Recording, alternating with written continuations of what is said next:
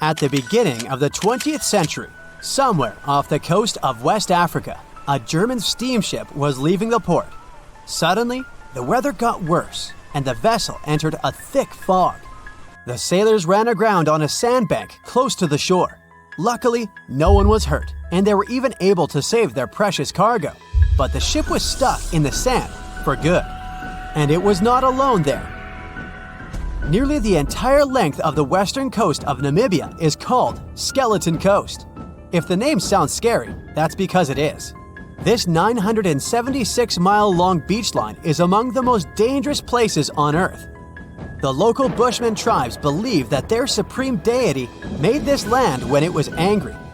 The Portuguese were the first Europeans to set foot in Namibia in the 15th century.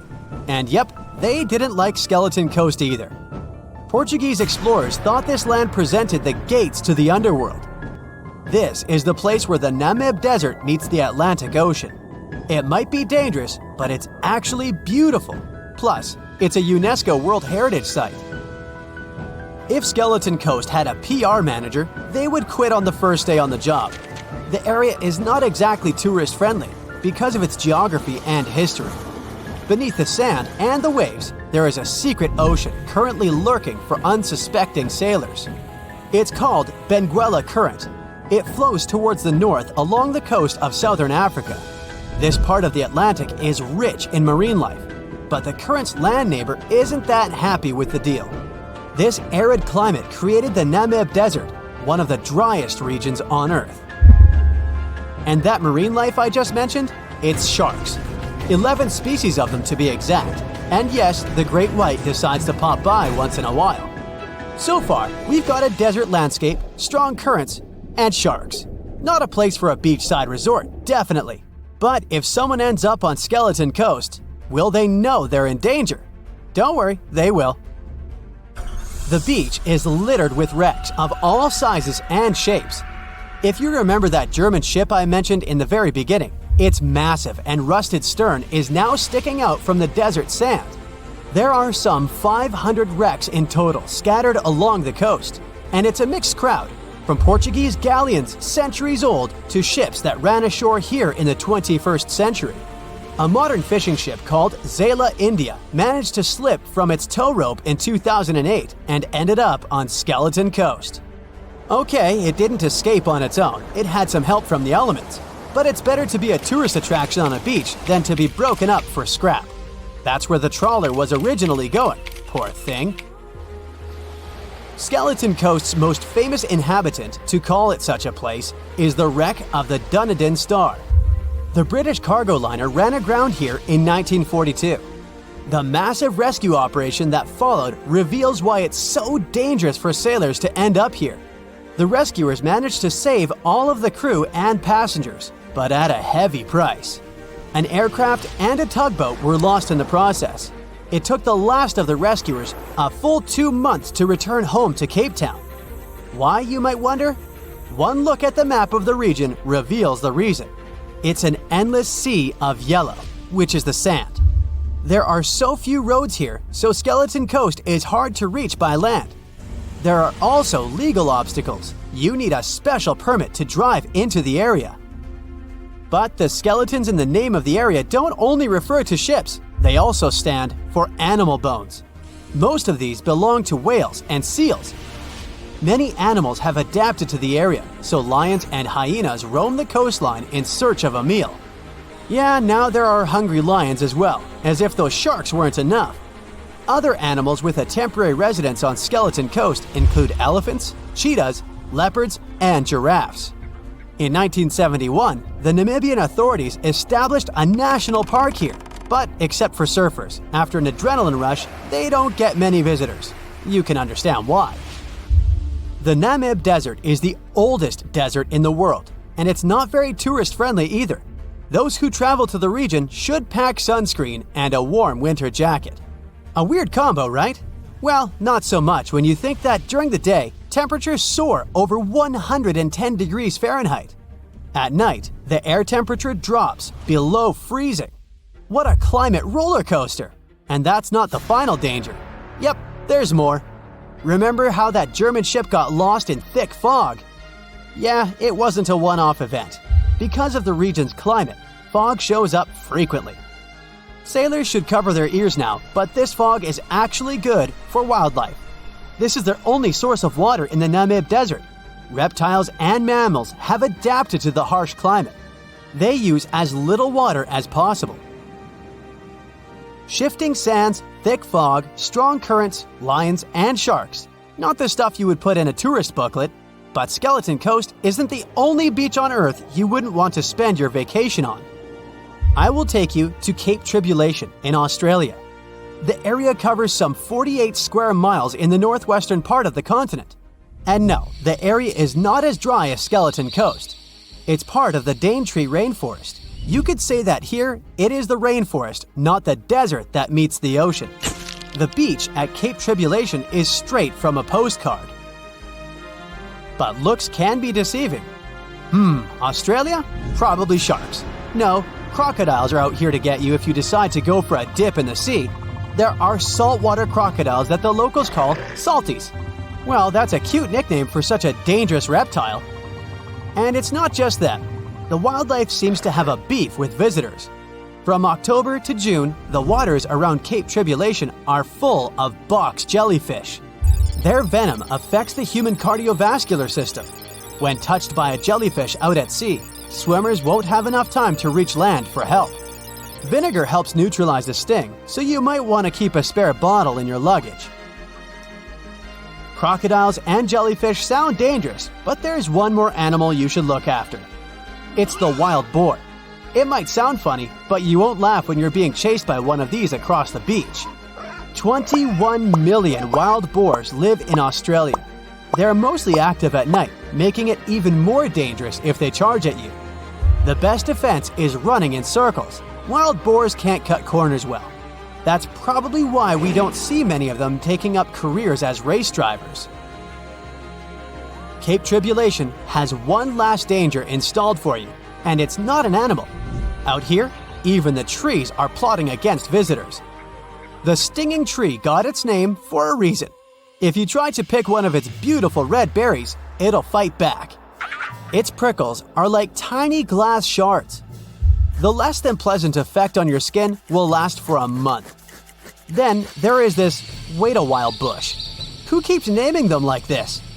This long vine has spikes that grab hold and just don't let go.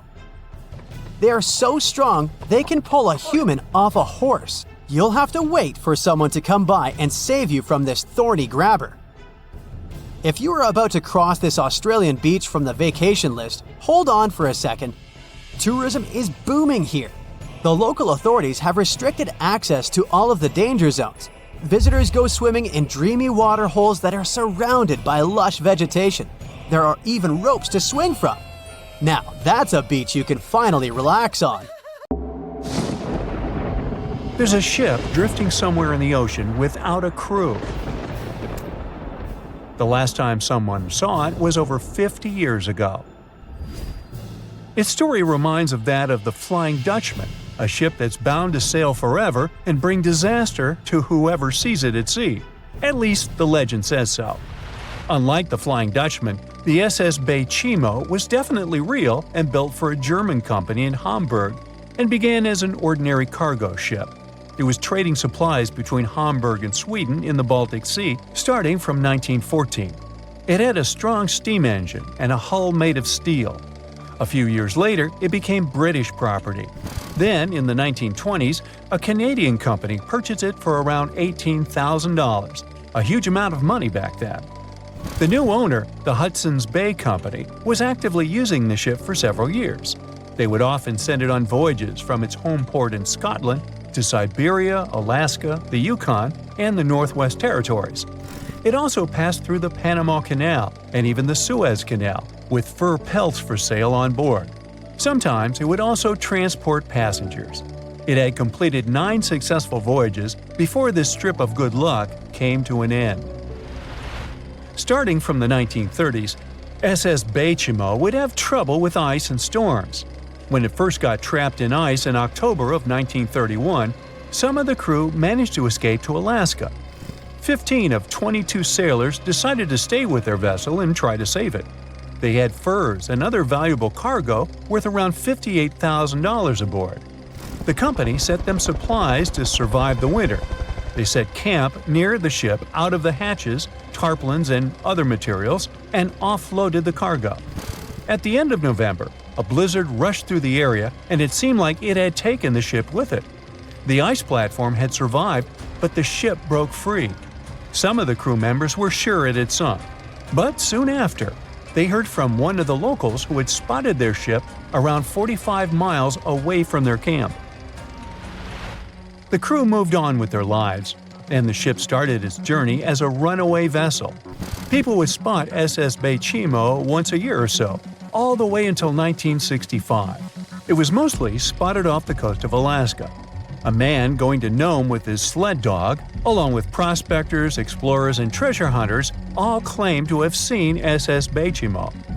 Someone tried to board it and take it to port, but ended up stranded on it for days because of horrible weather.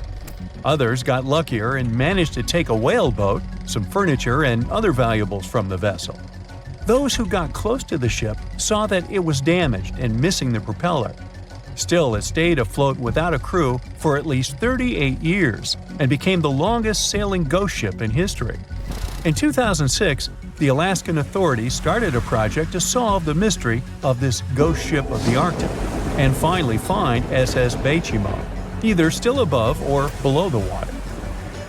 So far, the project has not been a success. SS Baychimo remains one of the estimated 4,000 ships that have disappeared off Alaskan shores. If the legend of the 17th century isn't lying, this ghost ship could be sailing somewhere along the Flying Dutchman. It belonged to the Dutch East India Company. Its captain managed to do the impossible for that time and sailed from Holland to Indonesia in only 3 months. They said he was flying over the sea, and some evil tongues explained that he had made a deal with evil forces to achieve that. Once the ship was sailing back home, its captain and crew disappeared without a trace. There are many versions of what happened to it. One of the first ones said it had tried to enter port at the Cape of Good Hope, got in a terrible storm, and sank as there was no captain to save it. Another legend says the captain had refused to obey the skies to let the ship sink during the storm. A scary life form then struck the boat and the crew, and it was condemned to forever wander without rest. Many sailors claim to have spotted the wandering Dutchman. The Duke of York, who was to become King of England, mentioned having seen it in Australian waters. Right after spotting the ship, the man who saw it first fell from the top of the mast and didn't survive.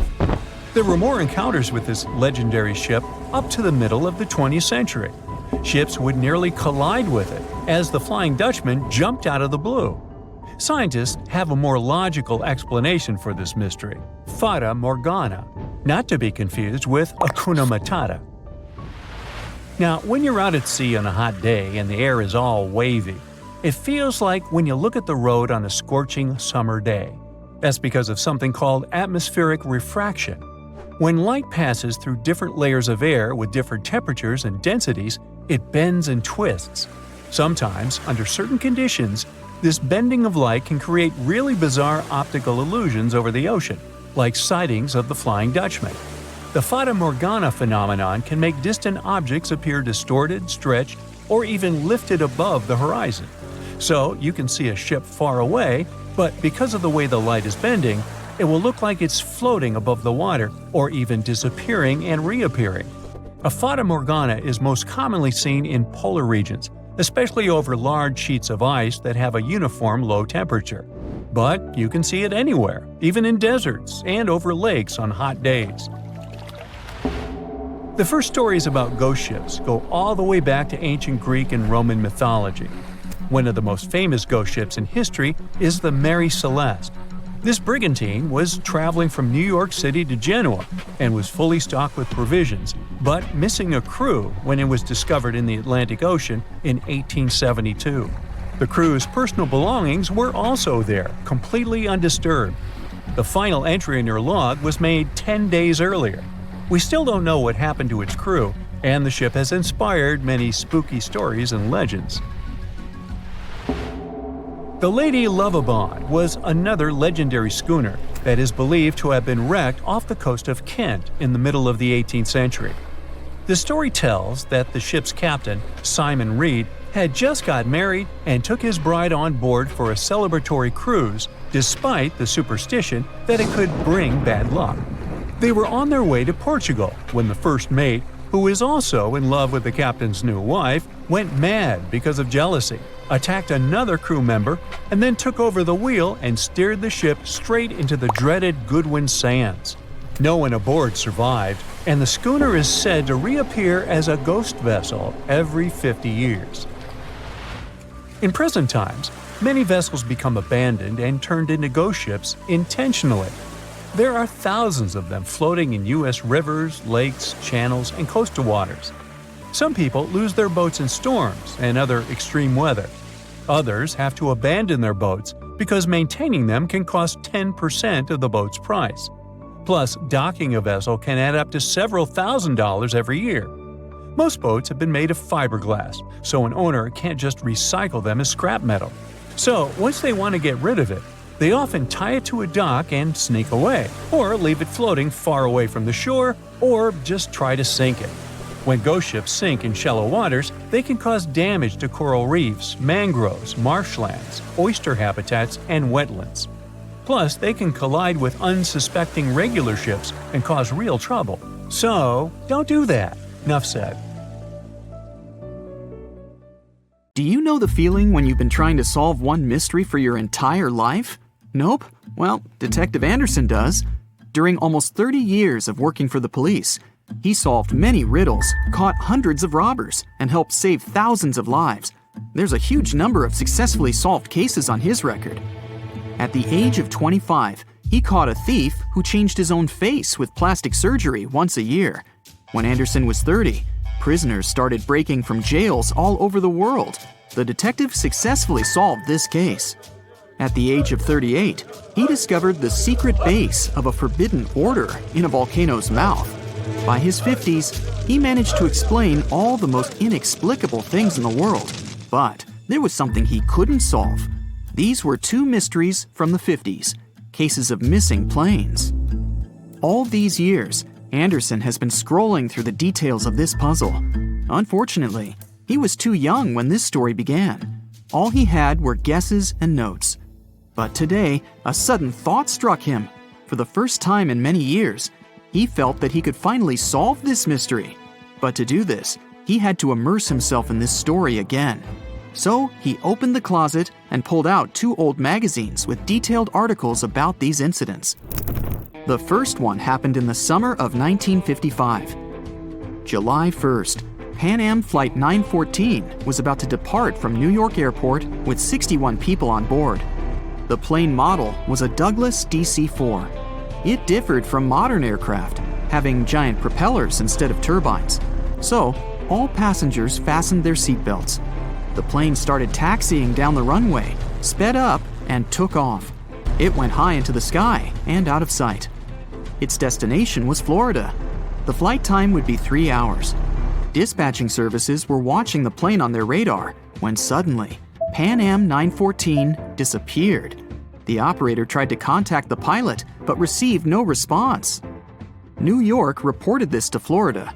They said they couldn't see the plane either. Usually, pilots notify via radio if a plane crashes or gets into a storm. But this time, just nothing. After several unsuccessful attempts to establish the connection, they deployed large-scale search operations. Communication with the plane was interrupted when it was flying over the Atlantic Ocean. Therefore, the air company had to admit the aircraft crashed into the water. But this version had no proof. When planes fall that way, rescuers find floating debris. Some parts of the cabin or luggage always get to the surface. This time, rescuers found nothing. The plane didn't transmit any distress signals and didn't leave any traces of the crash. It seemed like it just disappeared into thin air. People forgot about this disaster for 37 years. And then, something bizarre happened. 1992, Venezuela, Caracas Airport. The control tower received a signal about an unknown aircraft approaching them. It was weird because it wasn't supposed to be there. There were no flights scheduled for that time. The plane was landing. The dispatcher and the rest of the airport staff understood that something was wrong here. The plane looked old, with huge propellers instead of turbines. After landing, the pilot contacted the airport. Where are we? The dispatcher asked him to identify himself. A few seconds later, he received an answer. We are Pan Am Flight 914, departed from New York to Florida, with a crew of 4 people and 57 passengers on board. The dispatcher didn't know what to do next. He and the airport staff understood what kind of plane they were looking at. What was this plane doing 37 years later, and almost 1,240 miles away from its destination? After a few seconds, the startled dispatcher turned on the microphone and said, It is September 9th, 1992. You know that? A long pause followed. Then, the pilot responded in a panic. Oh no. Jimmy, where are we? No! Stay away! Let's go now! The airport staff saw the pilot waving his hands in horror through the glass. Then, he started the engines and took the plane to the runway. Pan Am 914 increased its speed and took off. The dispatcher tried to stop him, but the pilot didn't respond. The plane disappeared into the sky, and no one else had heard of it since that day. Detective Anderson finished reading the article. He frowned and looked out the window. Raindrops were hitting the glass. The storm outside perfectly depicted what was happening in his mind at that moment. He seemed to know what had happened to that plane. All the clues were there, lying right in front of his eyes. But to know for sure, Anderson had to move on to the next case. It was another article, dated 1989. It happened in 1954. Santiago Airlines Flight 513 took off from West Germany Airport. The plane was due to land in Brazil in 18 hours. There were 88 passengers and 4 crew members on board. The plane hid behind the clouds and disappeared from all radar. Air traffic controllers were trying to contact the pilots, but didn't receive a response. 18 hours later, they called the airport in Brazil. Those dispatchers couldn't confirm this plane's landing and couldn't contact the pilots either. The search operation lasted for several months, but they found nothing. Just like in the Pan Am 914 case, the plane disappeared from radar while flying over the Atlantic Ocean. 2 years later, the search operation ended, and Santiago Airlines ceased its activities. October 12, 1989. Airport controllers in Brazil noticed a passenger plane that suddenly appeared on their radar. It didn't answer the airport staff's questions and just circled over the airbase. After a few minutes, the plane landed and nothing. No one opened the ramp. Passengers didn't get out. Pilots didn't respond. The aircraft was in perfect condition. One of the dispatchers realized that this was the missing Santiago Airlines Flight 513 that had been considered lost for 35 years. Airport staff approached the plane and opened the doors. What they saw there terrified them. The police, customs staff, doctors, detectives, and other airport staff members gathered around the plane. No one knew what to do next. There was no living person on board who could tell the truth. The plane disappeared in 1954 and appeared 35 years later in perfect condition without any damage. So far, no one has figured out what happened. Detective Anderson noticed the stories were very similar. Pan Am 914 disappeared in 1955. Santiago Airlines 513 vanished in 1954. The difference was almost a year. Anderson scratched his head and noticed another little detail. Both planes went missing from the radar the moment they were flying over the Atlantic Ocean. There are many myths about phantom ships and mysterious phenomena connected with the Bermuda Triangle. Detective Anderson knew these tales, but these 2 missing planes puzzled him. He looked at 2 articles and understood everything. Exactly! The solution was there, right in front of his eyes. Both stories were written in the same newspaper. There was no real dispatcher who communicated with the planes. Nothing was known about the passengers.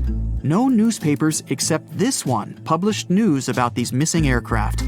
It seemed they just took the same story and changed the dates, locations, and names of flights. Yes, the case was solved. It was all fake. The rain stopped. Detective Anderson looked out the window and heard the sound of a passing train. He remembered another weird and fake story, a story about a phantom train. It took place in Italy in 1911. 100 passengers boarded the train of the Zanetti Railway Company. It went through the picturesque mountainous area, got into a mountain tunnel, and disappeared. No one else had seen the train since then. All the passengers were lost, but not for long. They appeared in the past. There were records dated 1845. One unknown doctor from Mexico City wrote about 100 Italians who appeared in the city from nowhere. They were all dressed strangely and talked about one mysterious train. This was a completely made-up story. There was no proof or records about this train and the people who got into the past. A loud sound interrupted his thoughts. Detective Anderson picked up the phone. He was silently listening to the person on the other end of the line. A minute later, he answered, "Yes." The detective put the phone down. It was a new mystery for him. In the Sahara Desert, the locals noticed a huge ship lost in the South Pacific 27 years ago. There was no crew on board, no cargo, and no flags. No one knew how it appeared among the sand, but wet mud formed around it because of moisture. It seemed like the ship had just teleported there from the water. Perfect! No fakes this time. Detective Anderson put on his hat and left the office. But this story is for another video. A lot of weird incidents have happened in the mysterious valley of Hajzu ever since the 1950s. People even started comparing it to the infamous Bermuda Triangle. But are they really that similar? It all started when an airplane went missing here under circumstances no one can explain yet. They searched the location back and forth, but nothing appeared to have remained of the aircraft. And guess what? No one received any SOS messages from the team on board. And to top it off, the same year, a considerable number of tourists and local residents were lost here in the valley, never to be seen again. Speaking of the Bermuda Triangle, one can link its origin story to a series of mysterious disappearances of ships and aircraft, like the one that happened in 1945, when 5 planes and 14 people on board went missing in this location while doing routine training exercises. Even a thorough investigation didn't help to establish the cause of the incident. But that wasn't the end. Between 1945 and the mid-1980s, another 25 small planes went missing while going through the Bermuda Triangle, never to be seen again. And the search parties haven't recovered a single piece of these aircraft. The Bermuda Triangle isn't the only stretch of water that has claimed ships for good. In the Pacific Ocean, near Japan, there's a tricky portion of water that has earned the nickname the Devil's Sea. The best known out of all of these disappearances is that of a fishery patrol vessel that went missing in 1953. On board were 31 crew members and scientists who were looking to investigate a recently formed volcanic island. What happened to the ship and all the people on board? We'll never know, I guess, since they never found the ship or the crew members, and there was literally no trace of them left behind. Back in 1911, a standard train was scheduled to depart from a railway station in Rome, hoping to reach the city of Milan. Needless to say, none of the 106 passengers ever made it to the destination, and no one has ever seen them again. What happened to these people and to their train? Were they really lost forever? Some people seem to believe this isn't the case. As it was completing its journey, the train was supposed to pass through a long tunnel. It did enter it, but never came out the other end of the tunnel. Nothing was left of the train, and it seemed like it literally just vanished into thin air. Only 2 of the passengers were found, but they were quite unwell at the time, and their stories did not seem to make much sense. They spoke of a dense fog that they simply jumped out of because they got so scared. 15 years later, a story spread about a group of 104 Italian people that popped up in Mexico City, claiming they had arrived by train from Rome. If that's not weird enough, the story appears to have been reported back in 1845, 66 years before the train even departed in the first place. Of course, nobody at the time actually took these people seriously, But you can't help but wonder, did they actually time travel via the Roman tunnel, or is it just another urban myth? What do you think? The Lost Colony is the story of a strange phenomenon that happened back in the late 1500s. A group of people from England had moved into a colony on Roanoke Island off the coast of present-day North Carolina. But they soon realized they didn't have enough supplies. To fix this, the colony's governor decided to head back to England to get some. He didn't manage to come back for another 3 years. When he finally did, he was astonished at what was left behind. Nothing. The entire population of the colony was gone. The only reminder of what had been there was a single word carved into a tree. To this day, nobody knows what might have happened to these people or what the carved word means. A lighthouse without an operator? You might think that can't possibly be true, but hear me out. Located in the northwestern part of Scotland are the Flannan Isles. There's nothing fancy about them since they're nothing more than a bunch of rocks and grass. But there is a famous lighthouse here hiding a dark secret. In 1900, all 3 of the lighthouse's keepers mysteriously disappeared, never to be seen again. Ever since, the islands have been completely abandoned. The lighthouse became one of those with an automated system in the 1970s. No list of places where things go missing could be complete without this mysterious forest located in Transylvania, a region in Romania. And no, it has nothing to do with the famous Count Dracula, if that's what you're thinking. It's called the Hoya Forest, and it's a place that has seen quite its share of unusual phenomena. Not only do people go missing here, but others have experienced all sorts of weird noises, from female voices to whispers. Some people claim to have time traveled between the spooky trees of the Hoya Forest. They say they had literally skipped a few hours before they went back.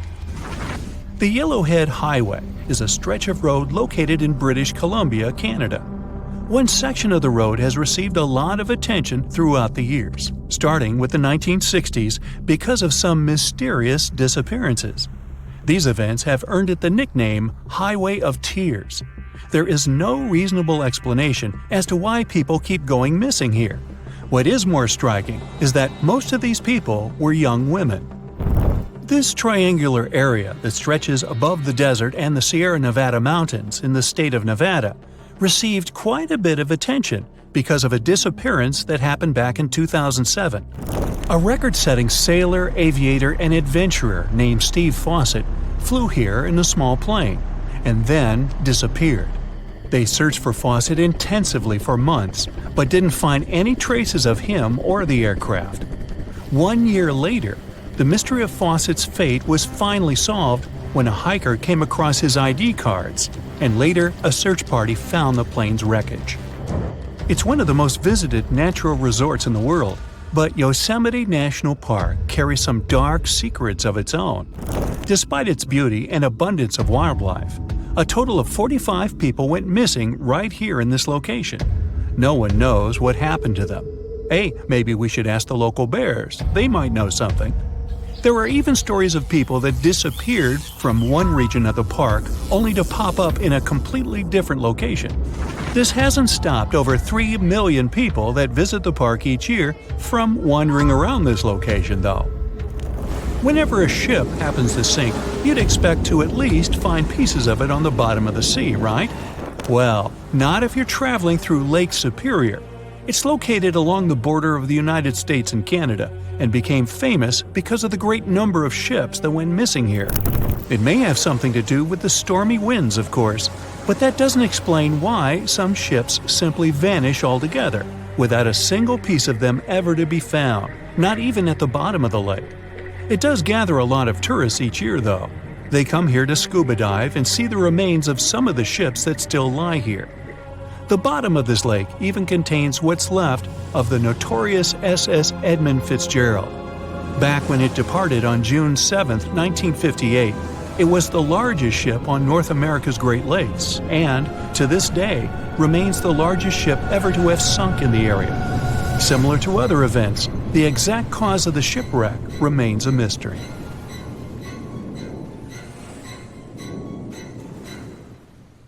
Strange things occur in the cold waters of Antarctica. One of these things happened to a ship called Jenny. It was a small schooner whose history began in 1822. The boat and its crew set sail and disappeared a year later. For 18 years, the ship was considered sunk. People forgot about it, but in 1840, the vessel reminded the world of itself. That year, the whaling ship Hope sailed through the Drake Channel in Antarctica. The crew members noticed a ship among icebergs. It was the schooner Jenny. It was floating slowly in the dark, with no signs of life. The captain of the Hope, Mr. Brighton, gave the order to approach the mysterious vessel. They thought it was some creepy ghost ship, but as they came closer, they noticed crew members on the deck. The sailors of the Hope called out to them, but received no answer. This time, it became clear that something terrible had happened to the Jenny. When Brighton boarded, he realized that the Jenny crew members weren't missing. They were here. Frozen people stood like statues. Brighton went down to the lower deck and found the captain. He was sitting frozen at the table, holding a pen. Brighton looked at the logbook. The last record was made on May 4th, 1823. The captain wrote that he was the only living member of the crew. They spent 71 days without food. It seemed that the ship got lost in the sea because its captain went off course or sailed into an iceberg, but no one knew for sure. After that, nobody ever saw the Jenny again. According to rumors, the crew of the Hope abandoned the frozen ship and left it to drift in the cold waters. According to other rumors, this whole story is fiction. The story of the Jenny was described in a German magazine in the middle of the 19th century. Still, there was no further evidence of the ship's existence. Already in our time, Cambridge University decided to explore the case of the Jenny. The researchers discovered that one of the crew members of the Hope, who didn't disclose his name, told someone the legend of the frozen ship. Someone shared the story with another guy, and it was published in a German magazine called Globus. And that's all. There was no other evidence. One of the most famous ghost ships was the Mary Celeste, and there's no doubt about its existence. The history of this vessel was documented in court. People wrote about it in newspapers, but the most exciting thing is that the ship continued to be used even after 10 people disappeared from its deck. The history of the Mary Celeste began in Canada in 1861. When it was first built, the ship was called the Amazon. It changed captains several times, and it also hit some rocks. The boat was sold, bought, then sold again, repaired, and sailed under the name Mary Celeste. In 1872, it had a new captain, Benjamin Briggs. He was a decent, brave man with a lot of experience in navigation. He had a beloved wife, a daughter, and a son. When he went on his last voyage, he took his wife and daughter with him, and his son stayed in America. In November of 1872, the Mary Celeste sailed from the port in New York with 10 people on board and disappeared. 8 days later, another ship, the Dei Gratia, also left New York and followed the same route. Dei Gratia's captain, David Morehouse, noticed the Mary Celeste and immediately realized something was wrong. The ship was moving too freely, as if no one was controlling it. The captain tried to contact the crew members, but no one answered him. Then, together with other sailors, he climbed aboard the Mary Celeste. The ship was in good condition. There was no damage. The hold was slightly filled with water, but it could be easily pumped out. Everything seemed fine, but one lifeboat was missing. The crew members' valuables were in their cabins. The cargo was in the hold. The supplies of water and food were untouched. Judging by the records in the logbook, the ship was caught in a storm, but it was not too strong. Other ships also sailed through this storm, but nothing bad happened to them. The last record was dated November 25th. and it claimed that everything was fine. The sails of the Mary Celeste were slightly damaged, but perhaps it happened after the crew had disappeared. The whole ship was in excellent condition, but what made the people leave it?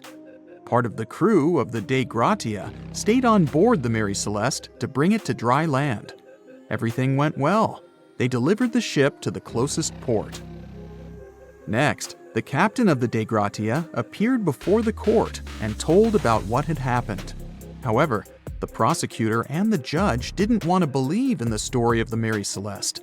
They were sure the captain got rid of the ship's crew to get money for its cargo. According to the maritime laws of that time, if you found a ghost ship with valuable cargo, then a substantial part of this cargo belonged to you. So, many people thought that David Morehouse decided to earn some money. This version seemed to be more valid than the one about the mysterious disappearance of 10 people. Fortunately, no one accused the captain of committing a crime. They thanked him for his service and gave him a monetary reward. However, his reputation was damaged, which greatly affected his career, as many believed he attacked the crew of the Mary Celeste. But even after this terrible case, trial, and investigation, the story was not over. The Mary Celeste was still an expensive and efficient vessel. It sailed several times, but then one captain crashed it into the reefs to get insurance. The court revealed this deception and accused the captain of intentional property damage.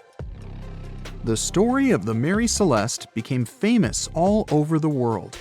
People began to build their theories, realistic and not. Someone believed the ship had sailed through the Bermuda Triangle, but this version was quickly refuted, as the route of the Mary Celeste passed thousands of miles away from the Bermuda region. Did the Kraken or another giant monster attack the ship? Nope. Since the boat was found in almost perfect condition, there were no signs of a struggle. One of the most popular versions was that the crew of the Mary Celeste stole some valuable cargo and sailed to Spain on the rescue boat. However, those who knew Captain Benjamin Briggs said he was a good, honest man. Besides, he had a son in New York, and Briggs would never leave him. A more thorough investigation revealed that a series of accidental circumstances could have caused the disappearance of the ship's crew. Before its last voyage, the vessel delivered coal. Perhaps the pump intended for pumping water got clogged with coal after that, and when the ship got into a storm, the hold filled with water and the pump broke. The captain couldn't understand the amount of water because numerous barrels in the cargo hold blocked the view. Benjamin Briggs assumed it was dangerous to stay on the ship during a storm, so he evacuated with the passengers on a lifeboat. Perhaps they were close to land and decided to sail there, but the storm intensified and overturned the boat. Also, one record in the log journal said that the chronometer was faulty. It was a device that helped to determine your location at sea using longitude. Briggs got lost and didn't know which way to sail. The storm was strong, and he couldn't determine whether the ship would sink. Perhaps Briggs decided to leave the ship in a rescue boat when he saw the coast of the Azores. The uniqueness of this ghost ship case is that, unlike many others, you can investigate it yourself. There's a lot of information about the Mary Celeste on the internet. There are documentaries and research articles. Perhaps you'll be able to notice something that others haven't seen and solve the mystery of the disappearance of 10 people. The movie Jaws came out in 1975, and since then, people have been terrified of sharks. Some people fear seeing a great white's head come out of their showers, not to mention the fear of running into one at your local pool. Of course, none of this is actually possible, but some other scary shark stuff is. Like, yes, sharks can attack boats. They probably won't sink one. It depends on the size of the shark and the size of the boat. Today, we're diving deep into the facts and myths about the sea's biggest predator. It was the year 1953. On a typical July morning, two fishers set out on their daily lobster harvest. They took their white-hulled dory out to sea off the coast of Cape Breton Island in Nova Scotia, Canada. Since it was the lobster season, the sea was dotted with several dories spread out across the water. But that day, something strange happened. As soon as they put the dory at sea, they noticed a large dorsal fin chasing after their boat. They were surprised to see that the shark would follow their boat's every move. For an entire week, they took out their white dory from the harbor, and the shark followed them around, until one morning, as the men were alone at sea, the shark charged at full speed at the boat and smashed a 7-inch hole in its bottom. The boat turned over, and both men fell into the water. The shark didn't come after the men, though. Instead, it swam away and disappeared for good. To clarify, a dory is a small, fragile boat usually measuring 16 to 23 feet long. So how long did that shark need to be in order to sink it? Well, as soon as the boat was retrieved from the ocean, researchers found something interesting. One of the shark's teeth was found stuck in the hull. According to Harvard experts that analyzed the tooth, it most certainly belonged to a 12-foot white shark that weighed around 1,200 pounds. One thing intrigues scientists a whole lot. The great white didn't seem to be interested in the man aboard, but rather in the boat itself. The question is, why? Some people suppose that this great white followed the dory around because it was white, and the animal probably thought it was some big white mammal. It's not the first boat a shark has attacked. You see, sharks don't attempt to sink boats because they're mean and evil. Rather, it's due to murky waters and hard materials that make them mistake inanimate objects for their usual lunch menu. But that's not what we've learned from popular culture. In Jaws, the protagonist shark managed to poke several holes in the orca as it rammed the boat. The orca was a Nova Scotia-style fishing boat made out of wood planks. It wasn't a huge boat, so it seemed plausible that a great white could ram it. But, according to Mythbusters, that's very far from the truth. A great white swimming at its maximum speed wouldn't be able to take down a medium-sized fishing vessel. The same goes for bigger boats. Some bull sharks or great whites can turn over smaller vessels, though, like kayaks or small boats. If this happens, it's most likely because they think it's a sea mammal and nudge it before taking the first bite. No scientist can say for sure why they do this, only that it's usually a misunderstanding on behalf of the animal. The Shark Research Committee, a nonprofit scientific research organization, has documented a lot of shark attacks on inanimate objects and is trying to answer that question more thoroughly. So far, they've observed several attacks on objects such as crab trap buoys and inflatable float bags. The website has also registered 2 famous attacks on boats. The first one happened in 1959, and a shark left a tooth on the hull of a boat. Researchers later identified it as belonging to a 12-foot great white.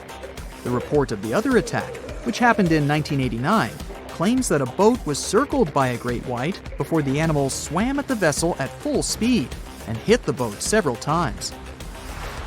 Of course, those who suffer the most from shark attacks and encounters aren't boats.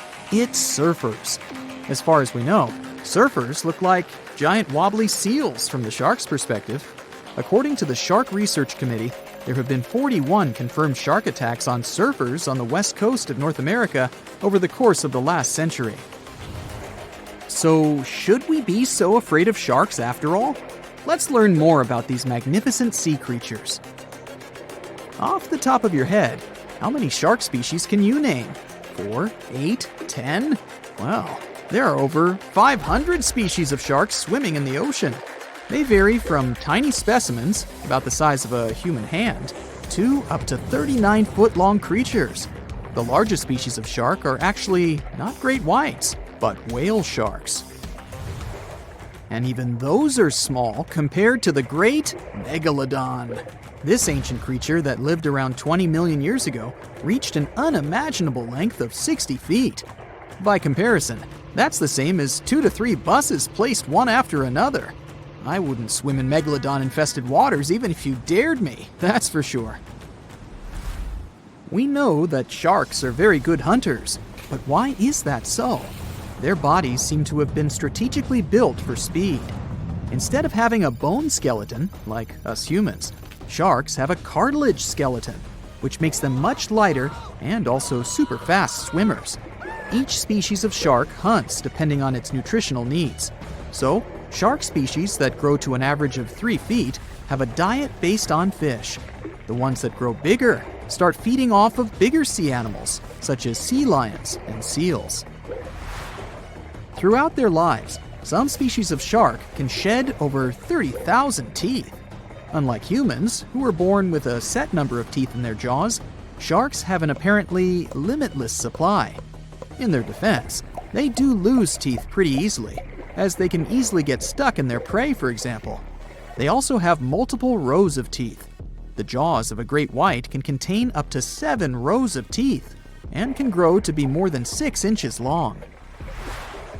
And since we're speaking of great whites, the most feared shark species roaming the oceans, this is ray. Ray is an adult white shark. He can swim up to 50 miles a day, so he needs a lot of fat in order to keep his body functioning. Funny thing about Ray, when he opens his jaws to hunt, his eyes roll back together with his head, so his sight is hindered when he's taking a bite. Now, he does like it when the water is murky and underwater visibility is low. That's because it makes it harder for his prey to spot him coming. These conditions can make it easier for him to grab that yummy seal. But this can also make it easy for him to mistake a random boat for lunch and end up scaring some humans. Some Hollywood movies love to portray sharks as having superpowers. Although they're not innately cruel, one species of shark does have something that can be considered bizarre. Hammerhead sharks, one of the most dangerous species of sharks, have a sort of sixth sense. Inside their heads, they have electroreceptor organs called ampullae of Lorenzini. These organs allow sharks to detect the electromagnetic fields of all living things in the ocean. This ups their hunting abilities to another level. They can even find prey hidden in the sand because they sense its electromagnetic field. You should know one thing. If a shark lives in a balanced ecosystem, it won't feel the need to attack unknown things. These animals are curious, though, so maybe we should cut them some slack when they bite a piece off a random boat. A ship is traveling across the Atlantic Ocean when a storm starts. At first, the situation doesn't seem to be very bad, but soon, people on board the ship realize that the storm is intensifying. Waves are huge, and nothing can save the ship. It's starting to sink. On board, there's only one lifeboat. Sadly, it can only hold one person. The captain is in a terrible situation. He needs to decide which passenger can be given a chance to survive. Besides the captain, there are 8 people on board. Some of them seem to be lovely. Others look like villains. But you might not know the truth until it's too late. The first passenger is Alex, a 28-year-old talented artist. He's just had his first international exhibition and is boasting about that left and right. He claims to dream of inspiring the world with his art, but did I mention it's his shy twin brother who painted those masterpieces? And Alex just steals his shine? Next is 23-year-old Maria, who's 8 months pregnant. She's quite spoiled, often behaves unreasonably, and treats the staff on board badly. She's traveling home to her husband, but little does he know that the kid is not his, but his best friend's. And she's been cheating on him since forever. Though we can't let this innocent soul perish, can we? Despite his untidy appearance, this 65-year-old scientist, Professor Marcus, is a leading researcher in the field of gene therapy. He's working on a breakthrough that could save millions of lives, but there are skeletons in his closet too. It's been 15 years since anyone saw his wife, Judith. Does Marcus's scientific progress have something to do with the mysterious disappearance of his wife? Dr. Anna is 34 years old. She's a surgeon who's saved hundreds of lives during natural disasters. She succeeded as a doctor, but failed as a parent. Her 3 daughters live with their dad and don't want to hear anything about their mother. 78-year-old Teresa is a widow whose family gave up on her because of her bad temper. She's traveling for the last time in her life to visit her late husband's grave. A little boy, Mark, is just 7 years old, but his unruly character has caused a lot of arguments between the other passengers. He's traveling alone since his parents are supposed to meet him on the shore. This brat's parents are too busy working, so he gets more and more uncontrollable. Who knows what he'll be capable of doing in 10 years or so? A robot android, Alpha 3, is also on board the ship. It has an artificial intelligence created to assist in expeditions. It can also control the ship in emergency cases. And the last passenger is Emily. This beautiful and charming woman is 30 years old. She lives off of powerful, old, rich men and has enough money to burn. She hasn't worked a single day in her entire life and just travels the world. To make his choice, the captain invites each of the passengers to listen to their stories. He asks each of them just one question. Why would you be the one to survive? Alex says, "You see, my art can inspire and change the world. Looking at my works, they help people see the beauty of life, especially during difficult times. I must continue living. I have so much to show through my paintings." Maria answers, "Can't you see that a new life is growing inside my body? It's me and my unborn kid who must survive. We risk losing a talented doctor or an artist in the future. It's not just my life we're talking about." Professor Marcus says, "My work is not finished yet. It might save thousands of lives. I'm close to a breakthrough and I need to live to make it." Dr. Anna says, "My hands save lives. I have proven many times that I can do the impossible in extreme conditions. The world can't lose my skills and knowledge." The elderly woman begs, "Please, you must understand me. I might have lived a long life, but I want to see my husband's grave." Mark says, "I'm still a kid. My parents are waiting for me at home. I want to hug my mom and dad." Alpha 3 states that it was created to serve and help people. Its ability to analyze situations and make rational decisions in a crisis can be used to prevent future disasters. Emily admits, "Look at me. Doesn't every person have their unique value? I'm young and beautiful, and I have a lot of potential. Surely you see it." The captain is desperate. How can he, a mere mortal, decide who should live and who he should take this chance away from? After pacing his cabin and hitting the walls with his fists, he decides to estimate passengers' value and see how useful they are. Alex, as a talented artist, can influence society through his art, providing inspiration for thousands of people who will see his masterpieces. But no one knows where his ego can bring him. Plus, remember who the real artist is. Saving Maria means saving her unborn child. But however cynical it may sound, the contribution of these 2 lives to the future of society is assumed, but not guaranteed. What if that child grows up to become a criminal?